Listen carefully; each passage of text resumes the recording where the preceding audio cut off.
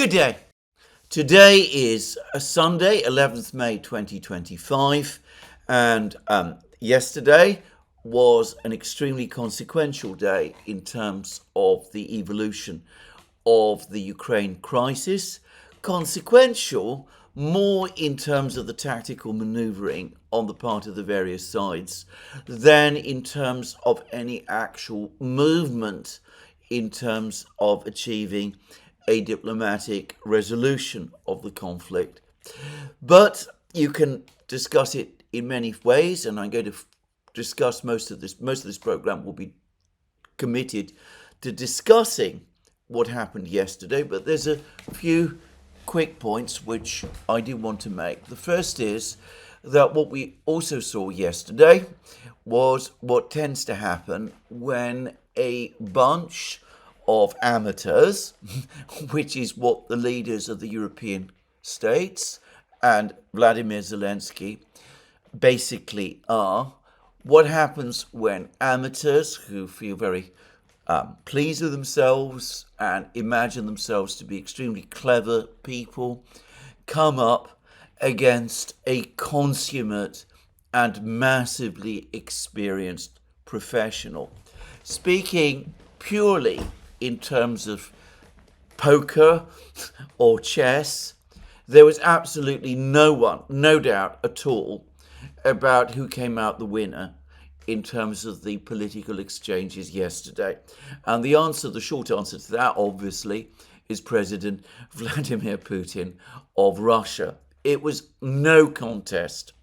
There is something else I want to say, too, before I do proceed, which is that the fact that Putin was able to outmaneuver the West, at least in presentational terms, so comprehensively yesterday, does say something about the man. Now, over the last couple of days, Putin has been, even by his standards, incredibly busy. Since the 7th of May, he has been hosting a large group of world leaders, led by the president of China, 29 world leaders in total, as well as various other important foreign guests, such as Marshal Haftar of Libya, who, by the way, he met yesterday. So he's had to meet all of these leaders. He's had to engage in long and detailed discussions with President Xi Jinping of China, a leader with an extraordinary mastery of detail, at least the equal of Putin's own. He's had to conduct negotiations with the president of Brazil, President Lula, and of course President Lula also came with a very strong delegation. He's also had to meet other leaders as well, Vučić and Fico, and the presidents of Egypt and Ethiopia and all sorts of other countries. He's had to attend a parade in Moscow. He's had to host leaders and Russian citizens in various ceremonies conducted mostly in the Kremlin. He's also had to participate, if only for a brief time, in the March of the Immortal Regiment. This is the march of Russian citizens holding pictures of their fathers and grandfathers and great-grandfathers who fought in the Second World War, the Great Patriotic War. He's also had to obviously engage in the various other things that the president of Russia has to do in order to govern that enormous country. And yet, notwithstanding the fact that yesterday was dedicated to meeting foreign delegations, despite the fact that he had a long meeting with a strong delegation from Vietnam, led by the General Secretary of the Vietnamese Communist Party, who is, of course, the effective leader of Vietnam, Mr. To Lam. Anyway, he had to meet the Vietnamese, conduct a long and detailed discussion with them far into the night. Despite all of that, at 2 o'clock in the morning, he came looking fresh and incisive, met with the media and responded to the ultimatum Russia received from the West. And though he was careful to take no questions, it would have been extremely unwise to do so, and admitted that both he and everyone else in the room was tired, at least to a certain degree. Nonetheless, he gave an accomplished performance, very clear in all the things that he wanted to say, and very much to the point. And as I said, putting the Western powers in a position that they didn't expect to be in earlier over the course of the day. It was a virtuoso performance, and it is a sign again of Putin's extraordinary physical stamina and tremendous intellectual energy that he was able to pull up something like that off. I would say that he was absolutely right not to leave this whole topic until later. There was some speculation that he would wait until the following day, until today in other words, or even Monday, before responding to the ultimatum of the Western leaders. I think that by responding to it immediately, or in effect immediately, he did exactly the right thing. I think if he'd waited, there would have been speculation about disagreements and doubts within the Kremlin and a perception of weakness on the Russian side. He instinctively, or perhaps intellectually, understood that that would be a very, very bad look. And as I said, he responded immediately, even though it must have been a demanding thing to do. So what did happen yesterday, now that we've got those preliminaries to one side? Well, it seems to me that the first thing to say about what happened yesterday is that despite some of the things that you see circulating in the media, and which some Western leaders especially have tried to imply, the reality is that there has been no shift whatsoever on the part of the respective positions of the parties. If you have been listening to these programs on this channel, if you have been following what we've been saying on the Duran, you will know that for some time now, since March to be precise, since the meeting between the Americans and the Ukrainians in Jeddah, the Americans and the Ukrainians very unwillingly, under intense American pressure, the Americans and the Ukrainians have supported a 30-day unconditional ceasefire.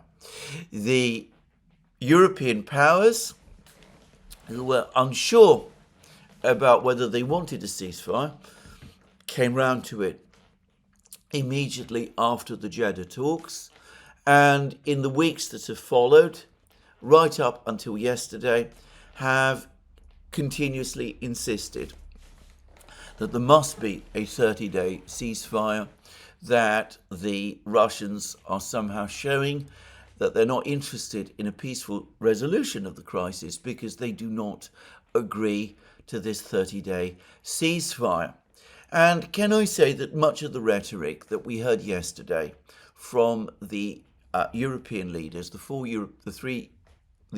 European leaders who came to Kiev and to Zelensky, was rhetoric that we have heard before. So Keir Starmer, for example, repeated his trite comments, no ifs and no buts. Putin and Russia must simply accept an unconditional ceasefire. He's made all kinds of points about the fact that the Russians are not agreeing to a ceasefire demonstrates that they're not really interested in peace, all those kind of things.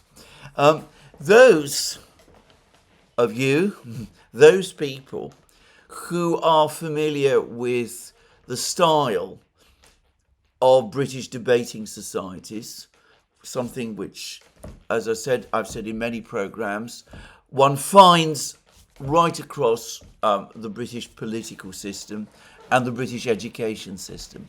Will be very familiar with the rhetoric that was coming from Starmer yesterday. The point scoring, which, by the way, also happens in British courtrooms, particularly courtrooms in criminal cases. And it's important to remember that Keir Starmer, his profession was that of a criminal law barrister. I'm very familiar with this style of point scoring, which is intended to influence juries.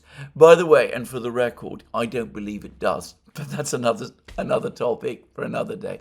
Anyway, a lot of these comments from Keir Starmer and from the others, things we've actually heard before. And by the way, the rhetoric that came from the European leaders yesterday was extraordinarily aggressive. Ursula von der Leyen and the European Commission and the Council of Europe, the officials of the Council of Europe, had a meeting in Ukraine, separate from the one of the leaders in Kiev. But they had this meeting with Ukraine in Lvov, and they agreed to set up a war crimes tribunal to try Russian officials and Russian leaders for supposed war crimes committed by Russia over the course of the special military operation. And there's little attempt to conceal the fact that Vladimir Putin himself is one of the targets for this purported war crimes prosecution.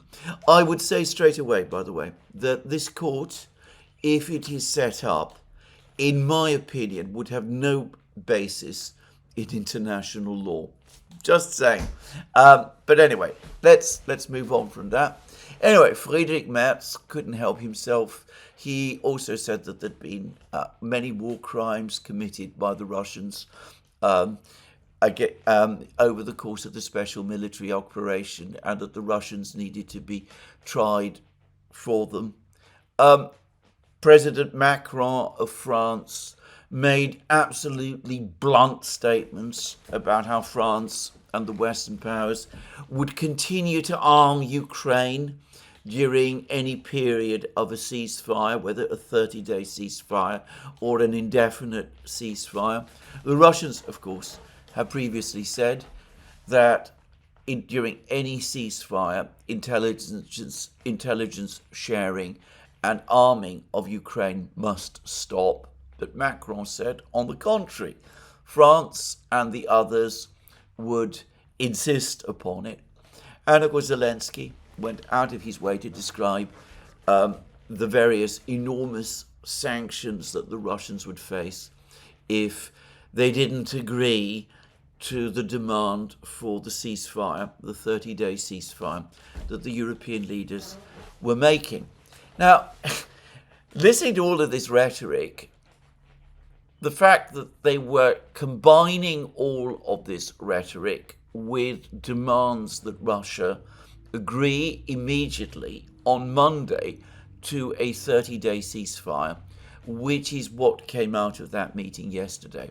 Well, of course, to any Russian official listening to that kind of rhetoric, they would have concluded that these people in Kiev, the four Western leaders, the leaders of Germany, France, Britain and Poland, and of course Zelensky himself, they weren't really interested in peace.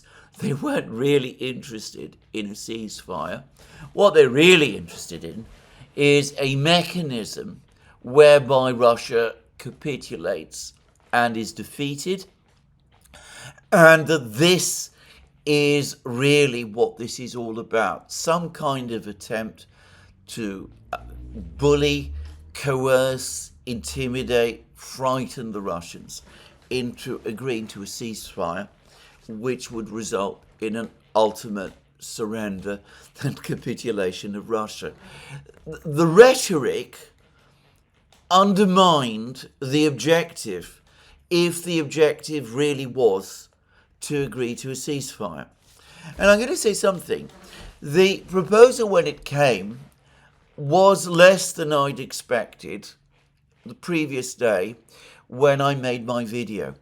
I had been expecting that what would probably happen as a result of that meeting in Kiev was that the Western powers and Ukraine would agree that there would be a 30-day ceasefire and that Ukraine would unilaterally declare it, daring Russia to violate or breach it.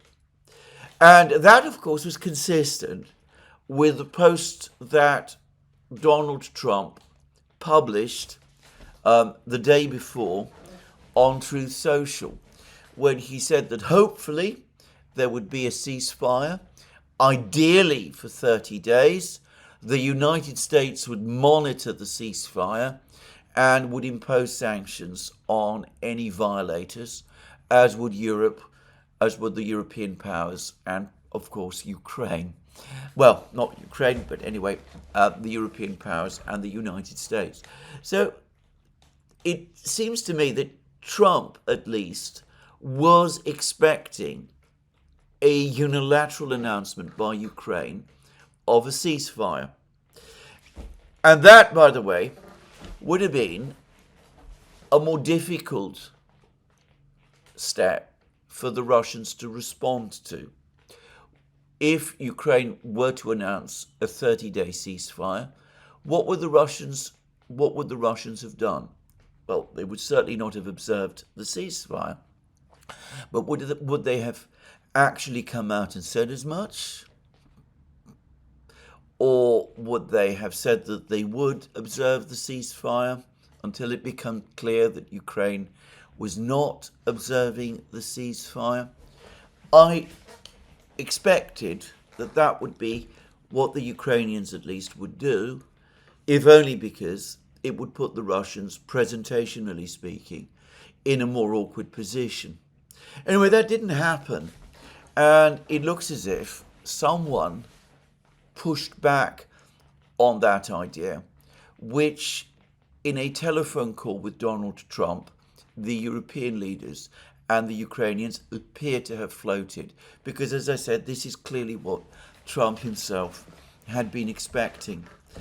I don't know exactly what discussions took place in Kiev, but I am going to make a guess that the party that pushed back against the idea of Ukraine declaring a unilateral ceasefire was, in fact, Ukraine. I think the Ukrainians remain still very, very wary about ceasefires. They weren't prepared to accept ceasefires before the meeting with the Americans in Jeddah in March, unless they got a security guarantee from the United States. At the meeting in Jeddah, they had to agree. They were basically pressured by the Americans into agreeing to a ceasefire without a security guarantee from the United States. But I suspect that when the idea of a unilateral ceasefire was floated to them, and we know that was true, what was the case, by the way, because reports in the Financial Times and Reuters said as much, I suspect that Ukrainian military chiefs pushed back.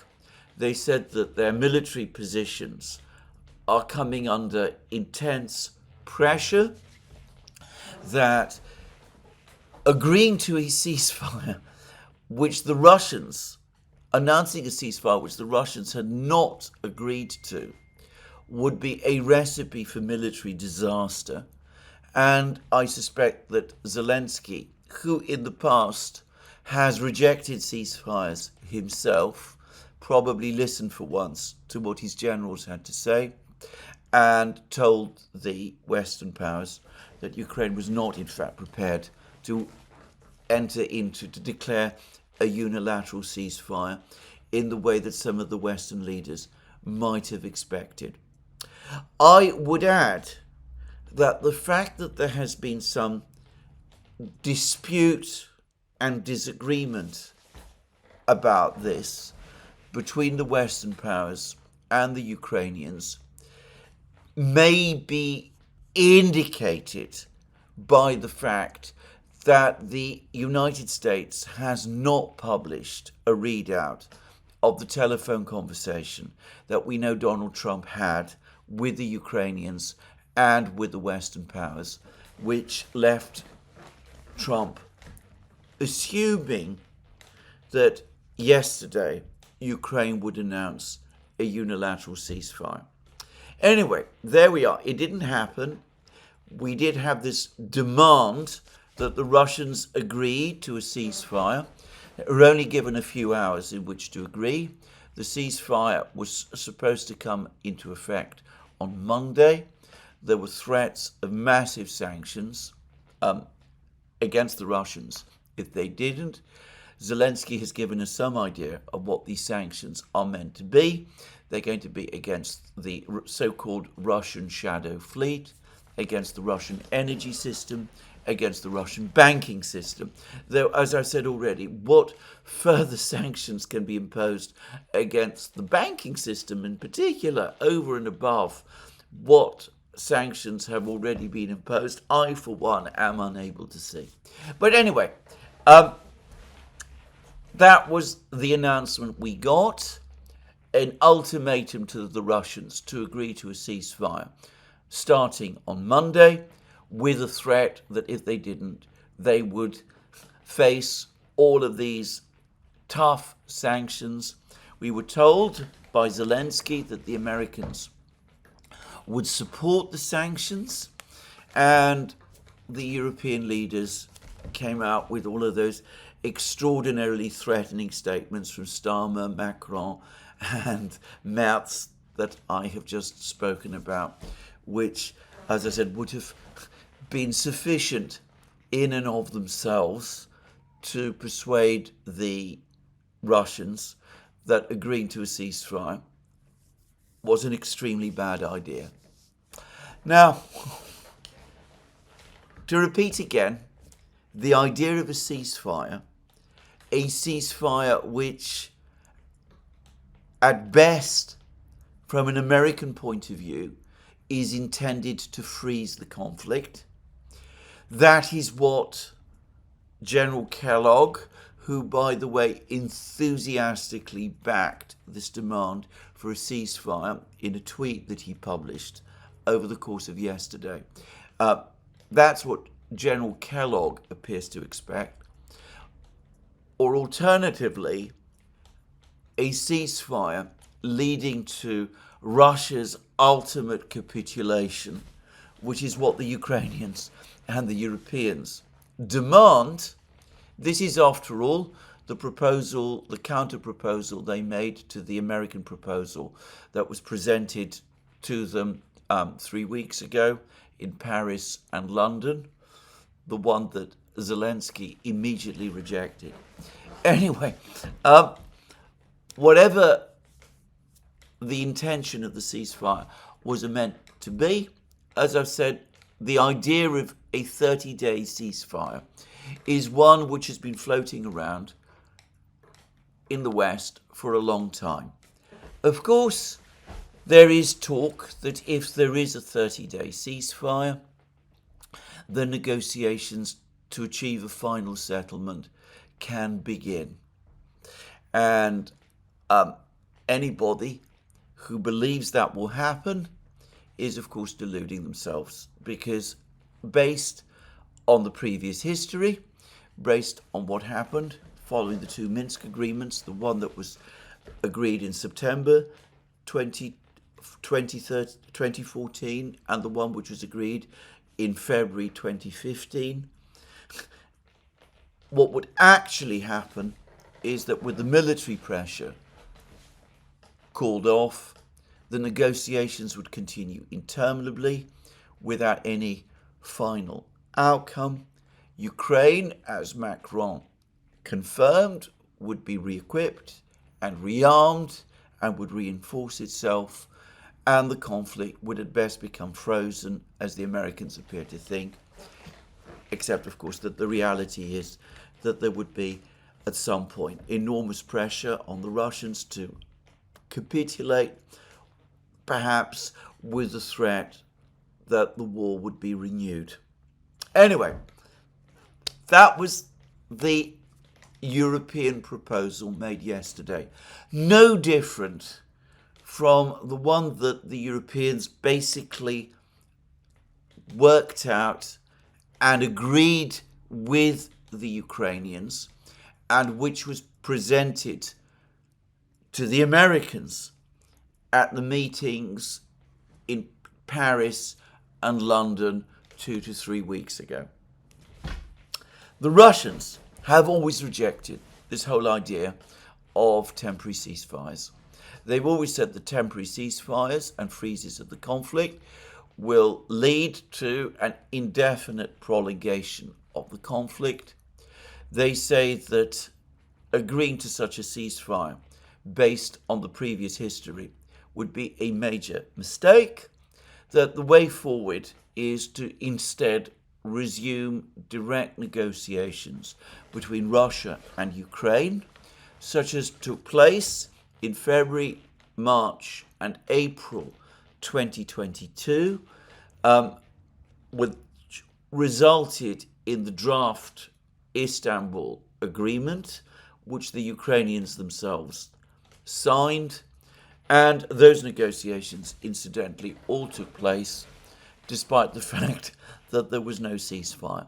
The Russians have consistently said that given that Ukraine has used ceasefires to rearm and re-equip and to play for time, they are not going to fall into the error of agreeing to that again. And Putin said all of this on the 18th of March, firstly over the course of a press conference he had with President Lukashenko of Belarus, and also in a telephone conversation he had with President Trump of the United States. Putin made clear over the course of those two events, the press conference and the telephone call, that in order for there to be any possibility of a ceasefire, not only must effective monitoring systems be set up, such as would ensure that the terms of the ceasefire were objectively enforced and honoured, but also in order to prevent the possibility of Ukraine misusing the ceasefire in order to rearm and re-equip and reinforce, Russia would insist that military supplies and intelligence to Ukraine must end. And as we shall now see, yesterday in the evening, Putin said exactly the same thing. He said, certainly direct negotiations, but no unconditional ceasefire. Russia is not in principle opposed to a ceasefire, but it must be on the basis that he set out when he spoke to Trump on the 18th of March. And anyway, let us now turn to what Putin said, because the Kremlin has rushed out a readout of Putin's exact words. Firstly, to say briefly, before Putin talked about the European ultimatum, and I would stress this was an ultimatum ultimately by the Europeans. The United States backed it, but was not exactly a party to it. There were no American officials in Kiev when the Europeans and the Ukrainians gave their ultimatum. The only statement supporting the ultimatum was the one in effect made by General Kellogg, and even that pulled its punches a little. But anyway, Putin's statement, Putin's comment yesterday was not just, of course, in response to the ultimatum. He also touched on the various discussions he'd had with the world leaders who had visited Russia on the occasion of the Victory Day celebrations. Anyway, I will now turn to what he said, however, and I will focus exclusively on what he said about the Western, the European ultimatum that had been delivered, or at least made, publicly made, to Russia a few hours before. I think it is obvious to everyone during the negotiations and meetings here in Moscow, the issue of settling the conflict in Ukraine was also touched upon. We are grateful to all our guests, our friends, for the attention they are paying to the conflict and for the efforts they're making to end this conflict. In this regard, I believe it is necessary to dwell on this topic separately. So, Putin goes out of his way to make clear it's not just the Europeans and the Americans who are concerned about the conflict in Ukraine. Russia's friends are concerned about the conflict in Ukraine as well. The Russians will have discussed the conflict with China and Brazil, which have also made various proposals about how the conflict might be settled. But anyway, he then went on to say this. I would like to say, as is known, Russia has repeatedly put forward initiatives to cease fire, but these initiatives have been sabotaged time and again by the Ukrainian side. Thus, the Kiev regime has demonstrably violated the 30-day, I would like to emphasize this, 30-day moratorium on attacks on energy facilities, which was declared in accordance with our agreement with the President of the United States. That, by the way, is true. Nobody seriously doubts that throughout the 30-day ceasefire, the truce on attacks on energy facilities, Ukraine made repeated attacks on Russian energy facilities. The Ukrainians, of course, have made allegations that the Russians violated the ceasefire as well, but they've barely hidden the fact that they didn't observe it, and there's been media reporting, even in the West, about the fact that Ukraine, as well as Russia, supposedly, did not abide by this 30-day truce on attacks against energy facilities. Of course, the Russians insist that they have complied, but as I said, whether you accept that or not, there is no real doubt that the Ukrainians didn't. Putin then went on to say this: the Easter truce initiated by Russia was not observed either. The ceasefire was violated by Ukrainian forces almost 5,000 times. Nevertheless, on Victory Day, and we consider this a holy holiday for us, you can only imagine we have 27 million losses. We declared a truce for the third time on this holy holiday for us. We conveyed to those of our colleagues in the West who, in my opinion, are sincerely seeking ways to resolve the situation, our opinion on this issue, on the ceasefire on Victory Day, that in the future we do not rule out the possibility of extending the terms of this truce, but of course after analysing what would happen in these few days based on the results of how the Kiev regime would react to our proposal. So what Putin says here is that he told the Americans, or at least the Russians told the Americans, prior to the announcement of the Victory Day truce, that if the Ukrainians observed the ceasefire, the 3-day Victory Day truce, that the Russians might be open to extending it, though they were not making any commitments. But then he says this, and what did we see? What were the results? The Kiev authorities did not respond to our proposal for a ceasefire at all. After our proposal was announced, the Kiev authorities launched large-scale attacks from May 6th to May 7th. The strike involved 524 drones and a number of Western-made missiles and 45 backup boats, unmanned boats, which were also used in the Black Sea. In fact, during the 3 days of the ceasefire, the 8th, 9th and 10th of May, what happened was what you all saw in the media. In fact, from your own reports, it was clear during this time 5 targeted attempts were made to attack the state border of the Russian Federation in the Kursk region and at the junction with Belgorod region, precisely on the days of the ceasefire we declared. He's absolutely right. As I've discussed this in previous programs, Zelensky sent fleets of drones to try and attack Moscow, even as world leaders were gathering there. And Ukrainian attempts to break into Kursk region to capture the village of Totkino continued relentlessly throughout the entire period of the ceasefire.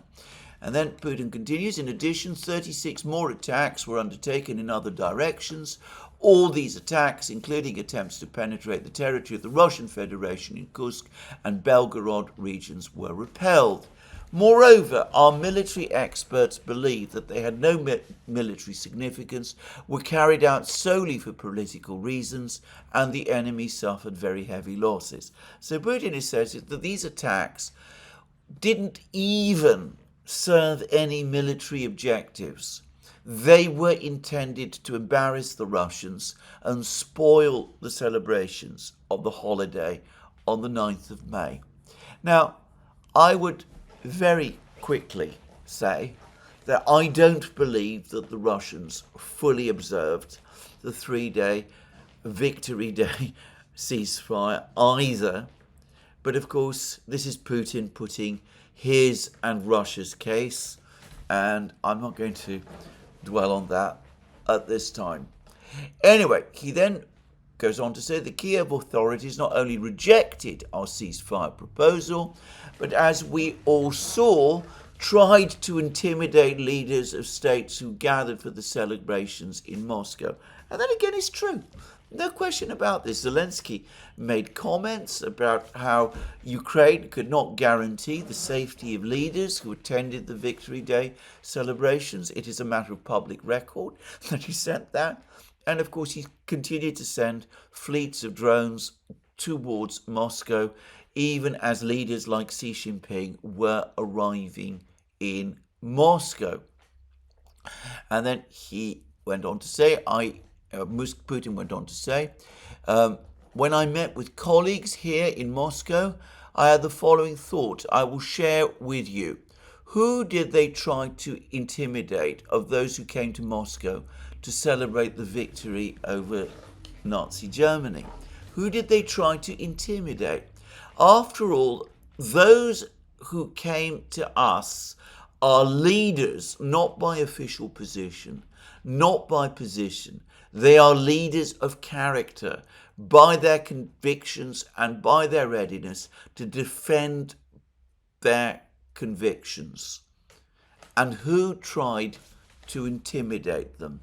Those who stand at attention in front of, salute and applaud former, and he spoke about the soldiers of an infamous military formation of the Nazi era, which out of sensitivity to the platform, I'm not going to name. And he went on to say that these same people elevate to the rank of national heroes those who collaborated with the Germans during the Second World War. It seems to me that this is an attempt with clearly inadequate means, and those who are trying to do this do not correspond to the scope that they themselves are counting on. Now, he's not just referring to Zelensky here. He's referring to the leaders of the West. You could see the studied contempt that he feels for all of them. He's very careful not to express it in words, but clearly he has no time for any one of them. And then Putin goes on to say, we have repeatedly proposed steps to ceasefire. We have never refused to engage in dialogue with the Ukrainian side. Let me remind you once again, it was not we who interrupted the negotiations in 2022. It was the Ukrainians. In this regard, despite everything, and now we come to the key point, we propose that the Kiev authorities resume the negotiations they interrupted at the end of 2022, resume direct negotiations, I emphasize, without preconditions. We propose to start without delay next Thursday, 15th May, in Istanbul, where they were held earlier and where they were interrupted. As is known, Turkish colleagues have repeatedly offered their services to organise such negotiations, and President Erdogan has done a lot to organise them. Let me remind you that as a result of these negotiations, a joint draft document, the Istanbul Agreement, was prepared, and it was initialed by the head of the Kiev negotiating group, but at the insistence of the West, it was simply thrown into the dustbin. Tomorrow we will have a conversation with President of Turkey, Mr. Erdogan. I want to ask him to provide such an opportunity to hold negotiations in Turkey.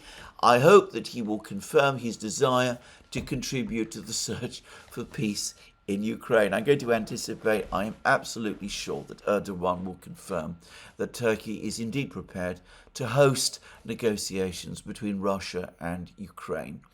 And then Putin went on to say, we are committed to serious negotiations with Ukraine. The purpose is to eliminate the root causes of the conflict, all the things that the Russians have been talking about, Putin has been talking about, since the start of the special military operation. The territorial question, the status of the 4 regions, the status of Crimea, the fact that Ukraine cannot become a member of NATO, that it must once again become a neutral, non-aligned country, guarantees for Russia that will not change in the future, potential security guarantees for Ukraine, but combined with restrictions, radical restrictions on the size of the Ukrainian armed forces, major changes to the Ukrainian political system so as to ensure protections for Russian speakers and for the Russian Orthodox Church. All of those things. So the purpose is to eliminate the root causes of the conflict, to establish a long-term, lasting peace for the historical perspective. And then he went on to say this: we do not rule out that during these negotiations it will be possible to agree on some new truces, a ceasefire.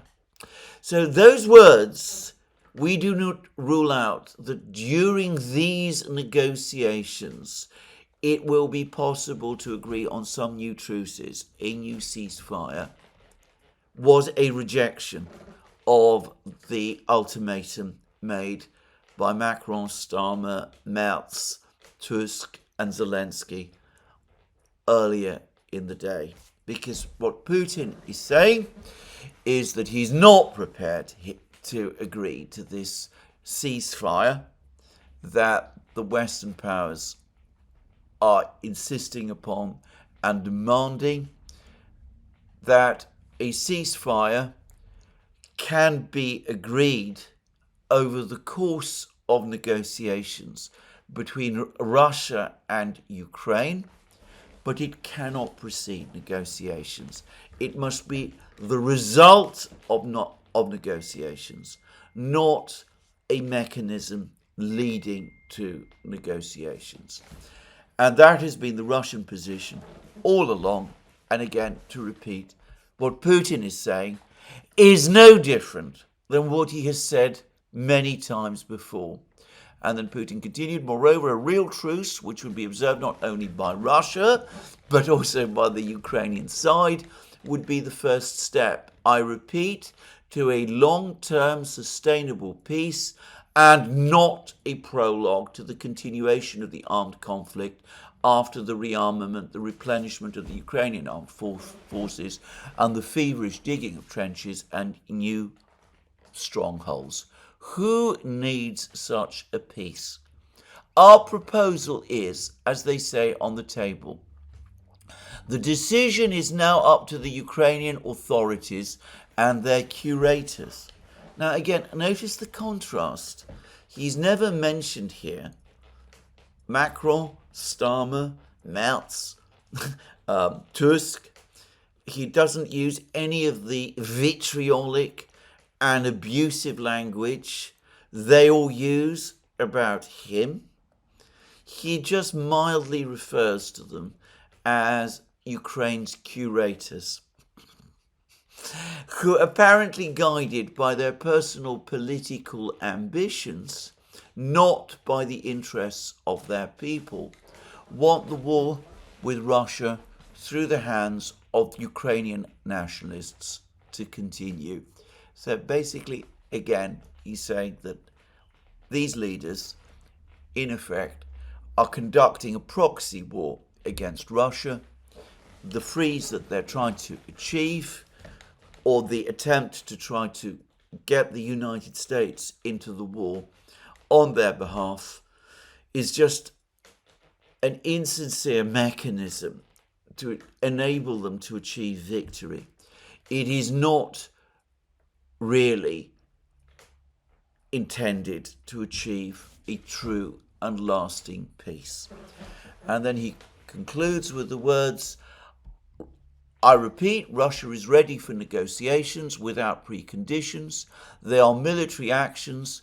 A war. Interesting that he for the first time refers to war. And this was a prepared document, by the way. So he's not talking about special military operation here. I think this is the first time Putin has actually used the word war to describe the conflict. And that might, by the way, just to say, be a precursor to a relabeling, a reformatting of the special military operation, an upgrading of the special military operation into something much bigger. Just saying. But anyway, there are military actions, a war. That's in the Kremlin readout, just to also make it clear, the English translation of it. And we propose to resume negotiations that were interrupted not by us. What is wrong with that? Those who truly want peace cannot but support this. And then, again, and in studied contrast to Macron, Starmer, Merz, Tusk, Zelensky, of course, and the other leaders of the West, Ursula and all of the others. What does he do? He goes away and extends his thanks. He says, at the same time, I would like to once again express my gratitude for the mediation services, the efforts aimed at a peaceful settlement of the Ukrainian crisis, which are being undertaken by our foreign partners, and these are China, Brazil, countries of Africa, the Middle East, and recently the new administration of the United States of America. It is an absolutely masterly statement. It was incredibly carefully constructed. Clearly the Russians knew what was coming and must have been working on it over the course of the day. There is no doubt at all that Putin himself had his own direct input into this document, but it is a masterly statement. It itemizes the previous recent breaches of the ceasefire. It goes out of its way to show that the Russians have been continuously engaging with the Americans. It discusses in a very careful way the idea of a ceasefire and certainly rejects the ultimatum delivered by the European powers without even actually mentioning it. It makes no reference at all to the threat of sanctions. It simply disregards that entirely. Putin's spokesman, Peskov, previously said that the Russians are not afraid of sanctions, that they've become used to sanctions. Well, Putin is so unimpressed by sanctions that he doesn't even condescend to mention them. And then he does the very thing which the Ukrainians and the Western powers failed to do. I said that a much cleverer move, presentationally speaking, not in terms of the substance, by the Europeans and the Ukrainians, would have been for Ukraine to declare a unilateral ceasefire, dare the Russians to break it, and then impose sanctions. But for whatever reasons, they pulled back from doing that and delivered yesterday's ultimatum instead. Well, Putin, who must have noticed that this didn't happen, goes ahead and does that very thing from the other side. He says, let's go ahead, let's have direct negotiations. Let's begin on Thursday. Let's get Erdogan to make all of the arrangements. We're going to appoint our negotiating team. We're going to send our negotiators to Istanbul on Thursday. We're ready to talk.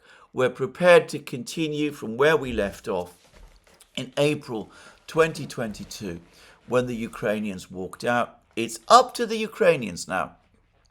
It's up to them. They can come. If they come, we can negotiate. We can talk. We might even find our way eventually to a ceasefire. After all, that's what sometimes happens over the course of peace negotiations. And these negotiations obviously will be based on the Istanbul Agreement of April 2022, but heavily modified to reflect the existing realities. And if negotiations could start in that way on Thursday, then we are on our way to a long, sustainable, just and lasting peace. A real peace, not another frozen conflict, not another interval in a conflict allowing Ukraine to rearm and re-equip and dig trenches and prepare for the next round, but a genuine, true, firm peace. So,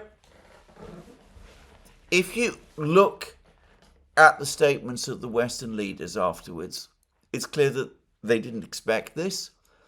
They absolutely did not expect Putin to propose negotiations, direct negotiations, to invite the Ukrainians to engage in direct negotiations on Thursday. And the Western leaders, mindful of the fact that Trump is keen to move towards some kind of end to the conflict, mindful perhaps also that J.D. Vance, the vice president, has been saying that the United States should forget about ceasefires and focus on getting the negotiations started. The Europeans have been obviously wrong-footed, and they haven't been completely clear in their messaging since. So Macron, for example, said that this was a step in the right direction, disregarding or ignoring the fact that it was what the Russians have been proposing all along, certainly since April 2022. But anyway, Macron said it was a step in the right direction. Others have sort of said the same thing. The Ukrainians clearly are unhappy. Zelensky has also come out and said, well, it is a step in the right direction. But of course he insists, as he always has, that first there has to be a ceasefire. And that also is what Yermak has also said. So, Trump has responded. He has come out and he spoke enthusiastically about the events of yesterday. And I wonder whether he's fully understood quite what has been going on, but he speaks about a potentially great day for Russia and Ukraine. Think of the hundreds of thousands of lives that will be saved as this never-ending bloodbath hopefully comes to an end. It will be a whole new and much better world. I will continue to work with both sides to make sure that it happens. The USA wants to focus instead on rebuilding and trade. A big week coming. So what is he going to do? The Russians have rejected the ultimatum, which required them to agree to a ceasefire on Monday, which is to say tomorrow. Doesn't sound from this statement as if Trump intends to impose sanctions on Russia. He seems to think that things have moved forward. So if things are moving forward, why would he want to go ahead and impose massive sanctions? There's word now, by the way, that Steve Witkoff, is going to be flying to Moscow for the 5th time. What exactly is he going with? Well, according to NBC, he's going to Moscow with a 22-point proposal. It seems to be heavily modelled on the European plan. The Russians will, however, presumably say to Witkoff when he comes, Putin will say to Witkoff when he comes, well, this is all very, very interesting. Maybe we can work with some of this. Apparently the 22-point plan accepts that Ukraine will not be a member of NATO, for example, or at least that the United States will not work towards making Ukraine a member of NATO. Very vague and ambiguous and hardly enough in itself to satisfy the Russians, but I suspect the Russians again will say a work in progress, all a step forward. But what we really need to have here is direct negotiations with Ukraine. So what exactly is Trump planning to do? Is he going to impose the sanctions because the Russians have rejected his ultimatum? Or is he going to try to get the Ukrainians to agree to send their delegation to Istanbul on Thursday? Or is he going to try to do both at the same time? Does he completely understand what has been happening here and what all of these moves in the poker game, or chess game if you prefer, actually amount to? Well, the Ukrainians, far less elegantly than Putin, have rejected Putin's proposal. They've all but said that they're not going to send a delegation to Istanbul. They're going to insist that that is a ceasefire first. They're not interested in a negotiation unless there is a ceasefire. So, going back to what I said previously, earlier in the program, a complex poker game, lots of moves, backwards and forwards, statements from the Europeans, boorish and arrogant statements, as the Russians, by the way, have complained. Obviously, similarly boorish and arrogant statements from the Ukrainians. An elegant, masterly response from Putin, rising above all the abuse and the bile. But ultimately, things are still exactly where they were. The Russians won't agree to a ceasefire unless there are negotiations, and they see that ceasefire originating from negotiations as a product, if you will, of the negotiations, whilst the Ukrainians, not really interested in negotiations, seeking to freeze the conflict so that they can rebuild their forces, backed by the Europeans, who basically want to force Russia into some kind of capitulation, ultimate capitulation.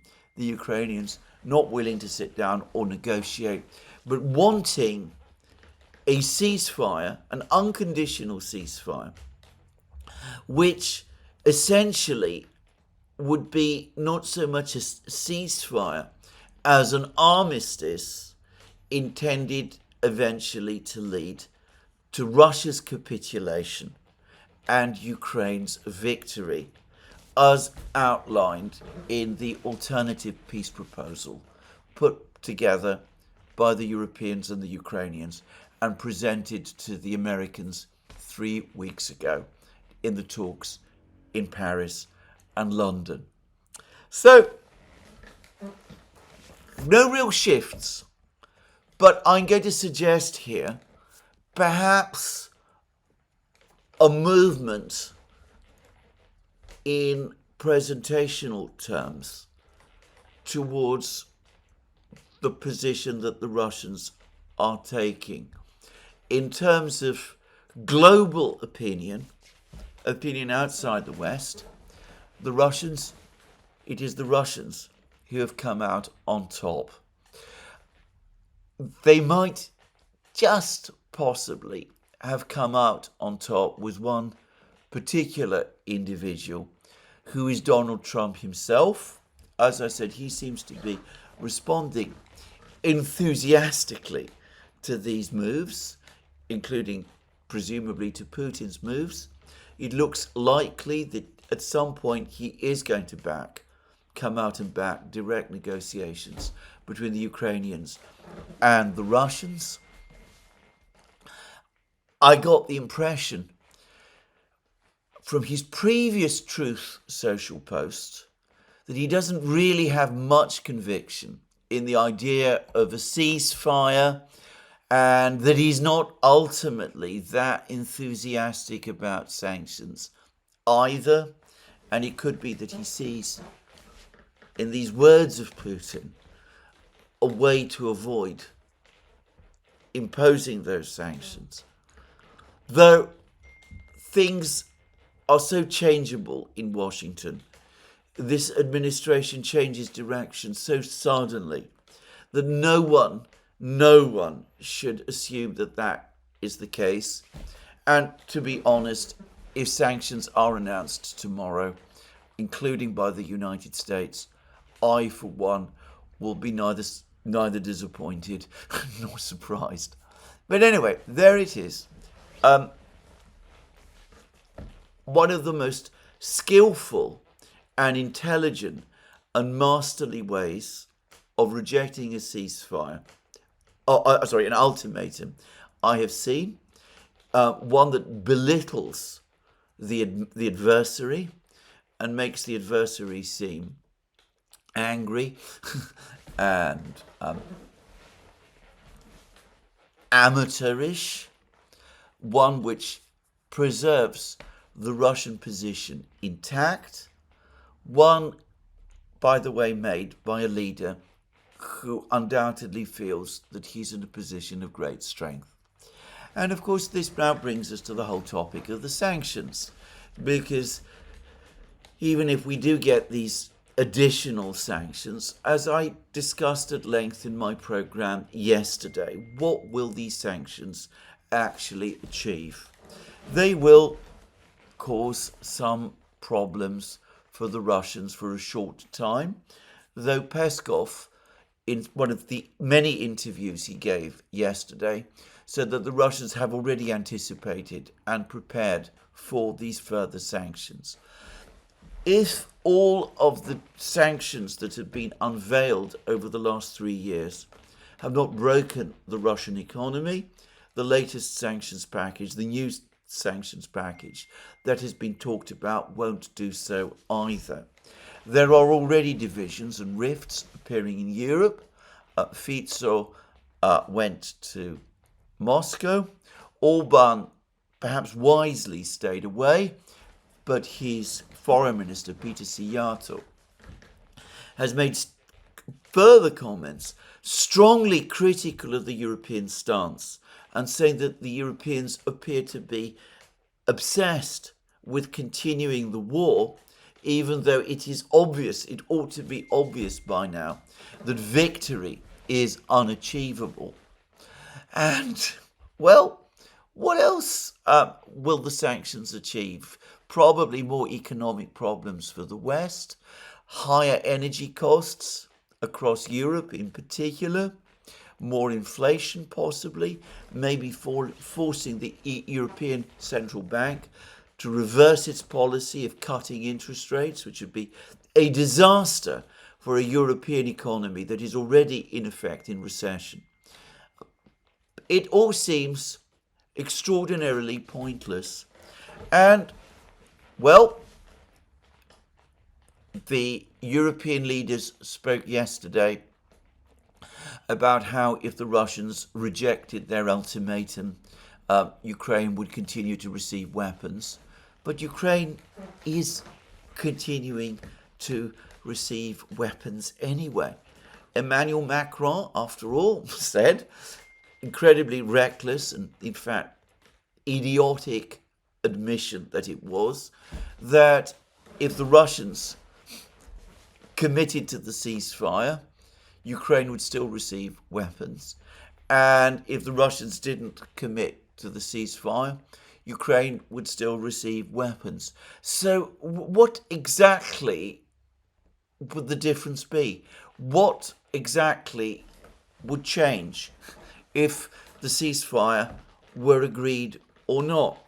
The United States is keen to reduce the flow of weapons from its inventories to Ukraine because those inventories are running low, and the United States is already thinking of future wars with China and perhaps with Iran. The Europeans, as an article in the New York Times acknowledged, is in no position to make a difference in the event that the Americans stop sending supplies to Ukraine. There's been a great deal of commentary in the media about the fact that, over the last couple of hours, the United States has green-lighted a transfer by Germany of 100 Patriot missile interceptors to Ukraine, and apparently some more missiles for the ATACMS system. Well, it's important to say that these weapons perhaps come from German stockpiles rather than American ones. But 100 missile interceptors sounds like a lot of missile interceptors. But bear in mind that it usually needs 2 interceptors to bring down an incoming Russian missile. That's assuming the interceptors actually succeed in intercepting the missile.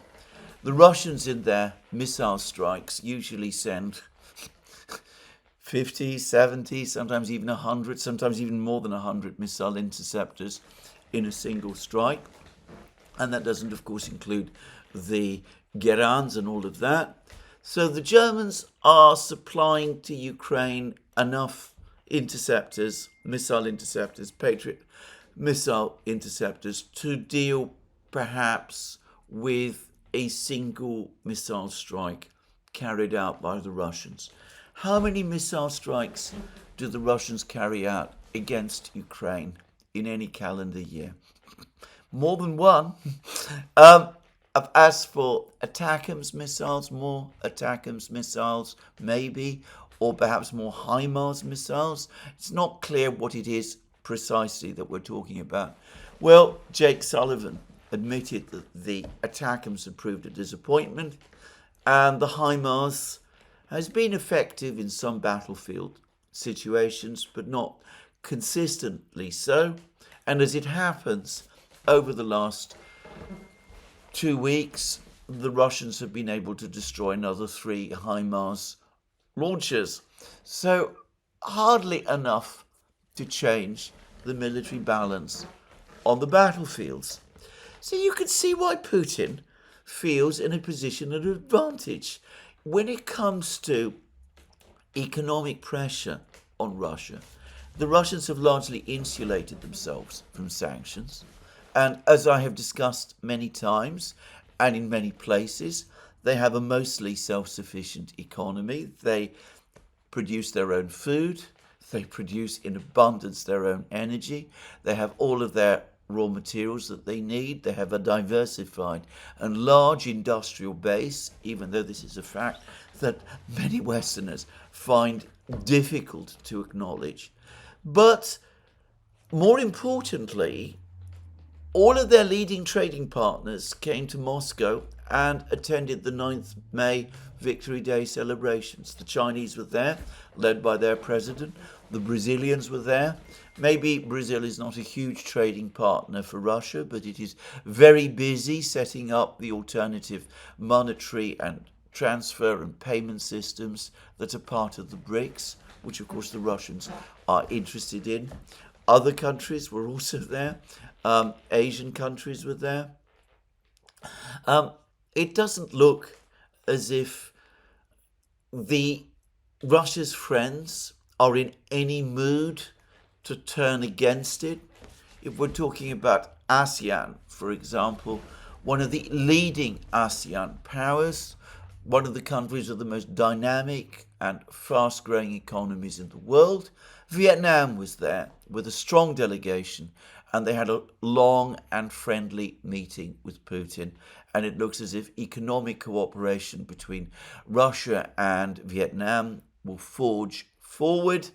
And Vietnam apparently sought, and Russia agreed, that Russia should build nuclear power stations for Vietnam in Vietnam.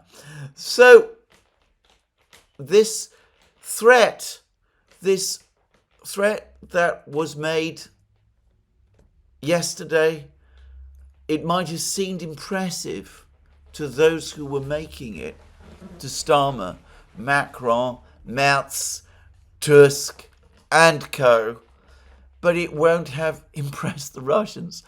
I ought to say that yesterday, looking at the comments on the thread of my last video, I actually did see a comment which, in my opinion, captured the absurdity of it all.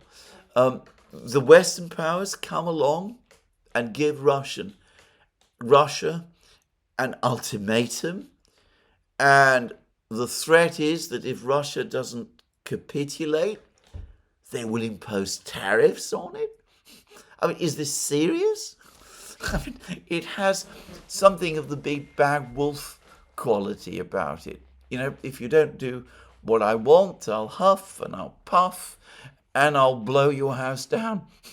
I mean, it's hardly the sort of thing that is going to make any impact in Moscow, and it clearly didn't make any impact with Putin yesterday at all.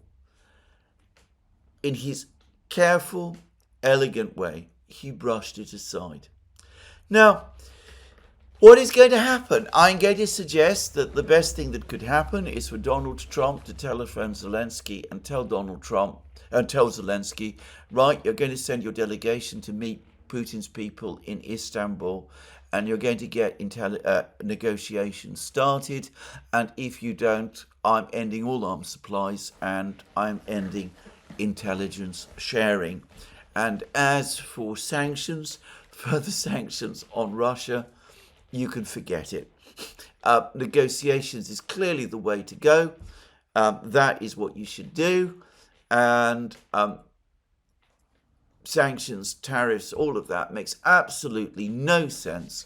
The United States wants to end the conflict, and the way to end the conflict is through negotiations with the other side. Will Donald Trump do that? I'm not holding my breath. With this incredibly confused situation in Washington, with some people like Witkoff and Vance perhaps having some understanding of the underlying position, but so many others, Trump himself to some extent, Rubio definitely, Kellogg absolutely not getting it, with the Europeans determined to break Russia in some way, and, if possible, to get the power of the United States to exert itself on Russia so as to break it. With Zelensky and his people constantly maneuvering and trying to find all sorts of ways to involve the United States directly in the war, because that is the only way to achieve victory.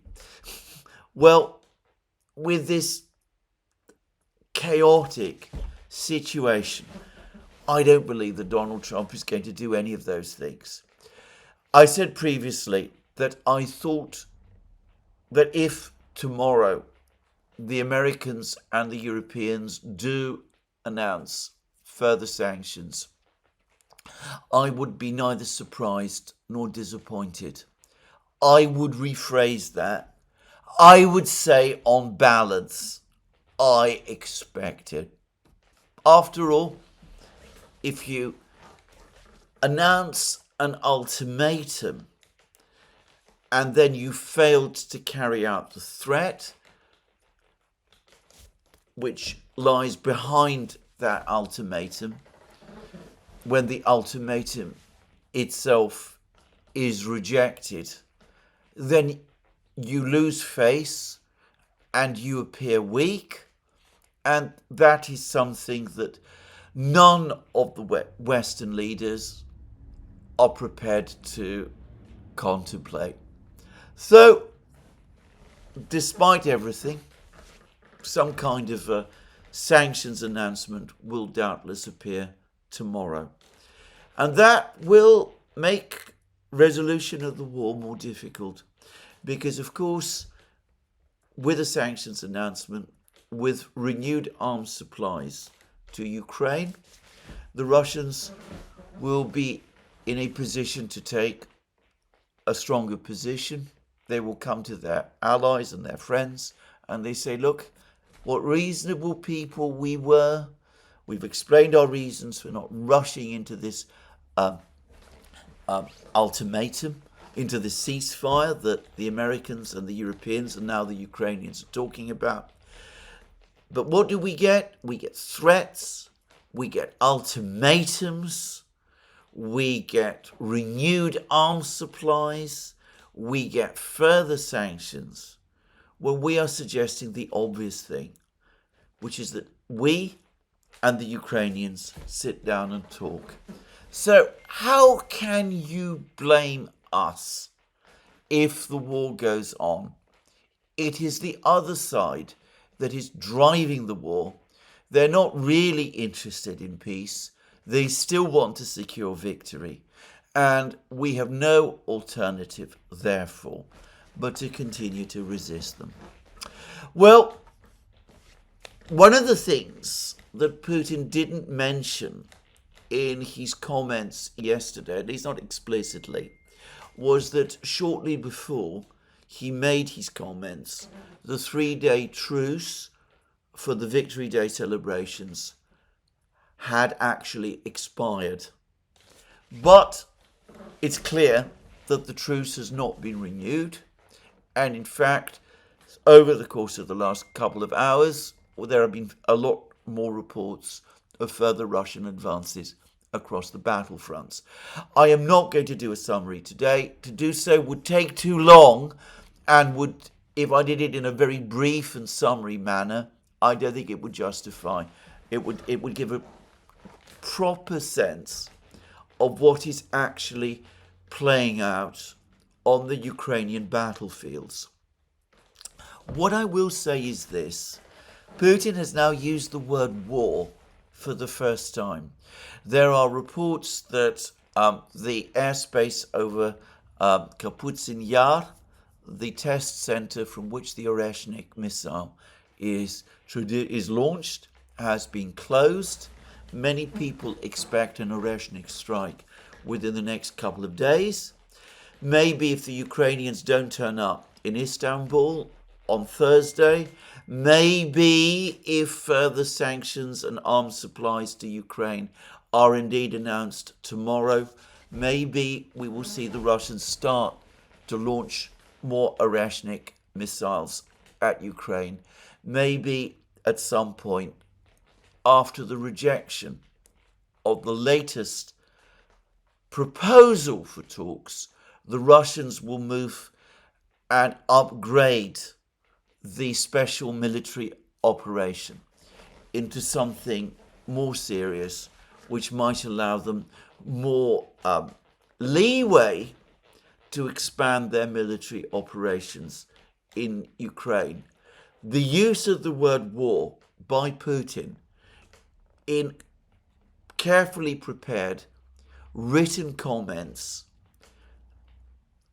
a word that has been repeated in the readout of his words, the transcript of his words provided by the Kremlin, suggests that something like that might indeed be on its way. And is it not possible that this also aligns with the assembly of the two reserve armies, the information about the Russians preparing for a big summer offensive? Is it not all probable that that is exactly the direction in which events are going? Well, we shall see. Anyway, let me now quickly discuss one further piece of news, and I'm only going to touch on it very briefly. I have been extremely concerned over the last couple of days, as everyone will know, about the clashes between India and Pakistan. I think that it is unequivocally good news that both sides have agreed to de-escalation and that there is now a ceasefire in place.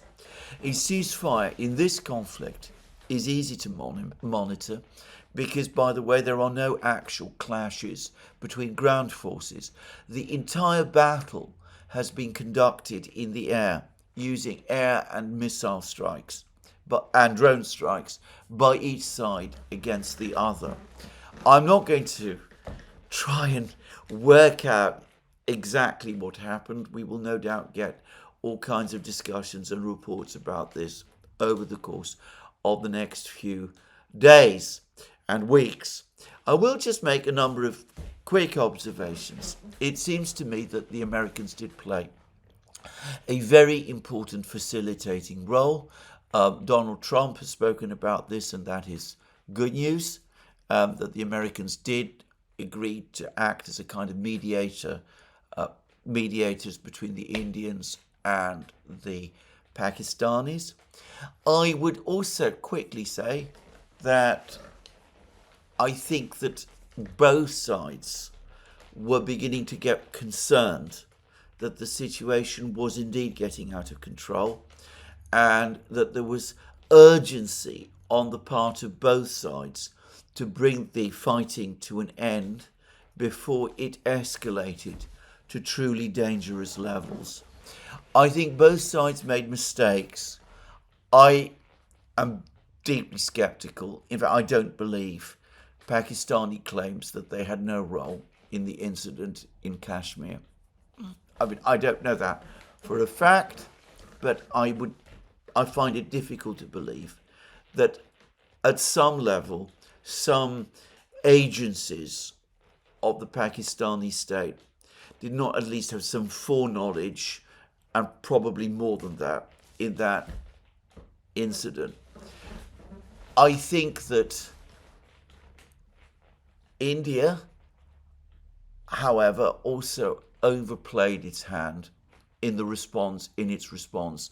And here I'm going to refer to Prime Minister Modi's, or rather the Indian government's statements about suspending and perhaps cancelling the 1960 Indus River Treaty, which would have created an existential crisis for Pakistan and perhaps a humanitarian catastrophe. It was an incredibly confrontational thing to do, something that India has not, to my knowledge, ever done before. And there was no point in this threat anyway, because I have it on excellent authority that, for the moment at least, the engineering means to stop the flow of water through the Indus River into Pakistan simply does not exist. So why say something like that? The rhetoric got out of control on both sides. Hopefully, they will each learn lessons from this. The Pakistanis finally to stop this perennial habit of supporting these dangerous people who carry out these crimes in Kashmir. The Indians to restrain some of their rhetoric and perhaps to revisit some of their other policies. And lessons will be learnt, and we will have a more stable peace between these two countries. I have to say that's based more on hope than experience, but anyway, that's where it is. I am very, very relieved that this incident, for the moment, despite apparent breaches in the ceasefire, which hopefully have abated, that this current iteration of this conflict now seems to be over. Now, there have also been trade talks between China and the United States, which have happened at an undisclosed location somewhere in Switzerland. President Trump has given a very, very optimistic spin on these discussions. And there's a lot of rumor and speculation all across the media, and by the way, social media as well, that the United States and Israel are on some kind of collision course, something which I'm not necessarily convinced about. But anyway, I'm going to talk about all of those other topics in my next program. An important day in the conflict in Ukraine. The Russians, in my opinion, unequivocally came out on top. The Europeans in a weaker position than perhaps they expected. The Americans perhaps still divided about what exactly it is that they intend to do. But to reiterate again, the underlying reality is that neither side has shifted its position at all. So far, it is the military events that are driving events. And Putin has just given us a hint with his use of the word war that we might be looking at a significant escalation of those going forward. Well, that is the end of my program today. Let me remind you again that you can find all our programs on our various platforms, Locals, Rumble and X. You can support our work via Patreon and Subscribestar and by going to our shop. Links under this video. Last but not least, if you've liked this video, please remember to tick the like button and to check your subscription to this channel. Thank you again. More from me soon. Have a very good day.